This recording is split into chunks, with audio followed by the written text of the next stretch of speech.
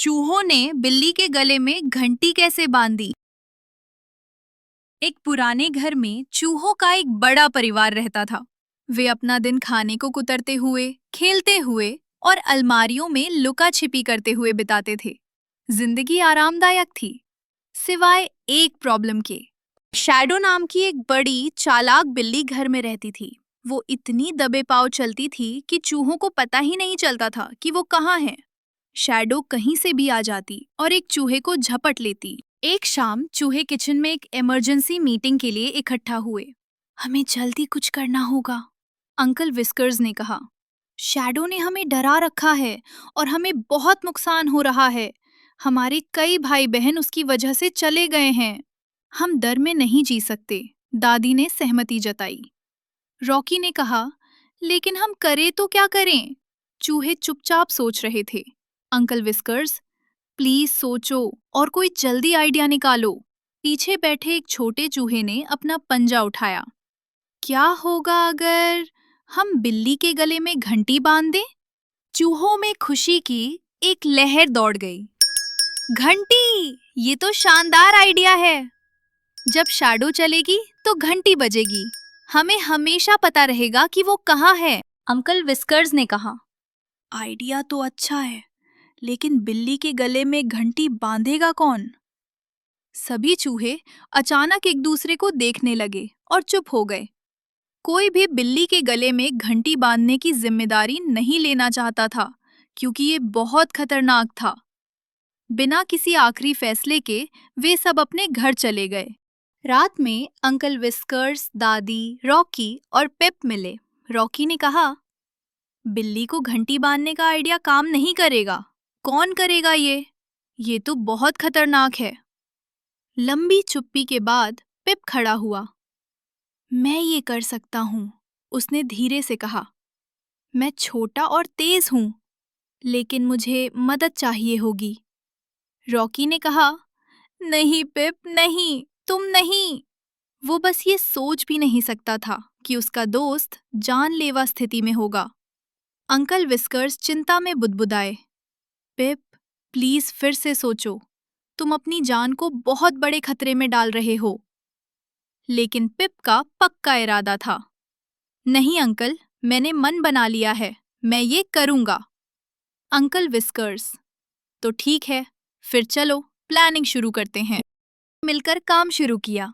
Uncle whiskers ने एक छोटी सी चांदी की घंटी को तब तक पॉलिश किया जब तक वो चमकने ना लगी। दादी ने सिलाई के डिब्बे से इकट्ठा किए गए धागों से एक लंबी डोरी बनाई। रॉकी ने स्टडी डेस्क से एक लेजर पॉइंटर चुरा लिया। पिप ने रस्सी बांधने की प्रैक्टिस की। दादी ने चूहों को बताया, प्लान ये है कि पिप शैडो के कॉलर में घंटी बांधेगा। अगर कोई प्रॉब्लम हुई तो तुम्हें शैडो का ध्यान भटकाना होगा, ताकि पिप को भागने का मौका मिले। शाम को रॉकी ने कमरे की दीवार पर लेजर पॉइंट करना शुरू कर दिया। शैडो लाइट को पकड़ने के लिए कूदती रही। आइडिया ये था कि शैडो को इतना थका दिया जाए कि वो सो जाए। चूहों के दूसरे ग्रुप ने कालीन के पास कुछ टुकड़े फैला दिए ताकि शैडो उन्हें खाए और उसका पेट भरने के कारण वो गहरी नींद सो जाए। ऑपरेशन बेल द कैट शुरू हुआ। जब घर शांत हो गया और किचन की खिड़की से चांद जगमगा रहा था, तो पिप ने घंटी अपनी पीठ पर बांधी और धीरे से कहा, याद रखना, अगर वो जाग जाए तो उसका ध्यान भटका देना। दूसरे चूहों ने सिर हिलाया और अपनी छिपने की जगह ले ली। शैडो अपनी पसंदीदा जगह पर सो रही थी, पूंछ धीरे धीरे हिला रही थी। पिप दबे पांव पास गया। जब उसने रस्सी बांधने की कोशिश कर रहे था तो वो लड़खड़ा गया, लेकिन फिर बड़ी कोशिश से उसने खुद को संभाला और घंटी को कॉलर में बांध दिया। जब वो जा ही रहा था तो शैडो ने अपना सिर घुमाया और घंटी बजी और वो जाग गई। चूहों ने शैडो का ध्यान भटकाया। एक चूहे ने कमरे में धागे का एक गोला फेंका। दूसरे चूहे ने फर्श पर एक कंचा गिरा दिया। शैडो कंफ्यूज होकर इधर-उधर सिर घुमा रही थी। उसकी नजरें हर जगह घूम रही थीं। पिप मौका पाकर सुरक्षित जगह भाग गया। घंटी बजी और शैडो हैरानी से उछल पड़ी। ये कैसी आवाज है? वो घूमकर चिल्लाई, लेकिन हर बार जब वो हिलती, घंटी बजती। वो अब किसी पर भी छिपकर हमला नहीं कर सकती थी। चूहे अब शैडो से सुरक्षित थे। फिर जोरदार सेलिब्रेशन हुआ। चूहों ने खुशियां मनाई, पिप को अपने कंधों पर उठाया और उसे उछाला। तुमने कर दिखाया। अब हम घर के हर कोने से शैडो की आवाज सुन सकते हैं। अब कोई सरप्राइज नहीं।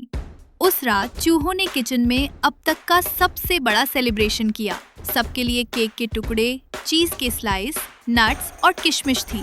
और पिप, जो सबसे बहादुर चूहा था, उसे एक पूरी चॉकलेट चिप मिली।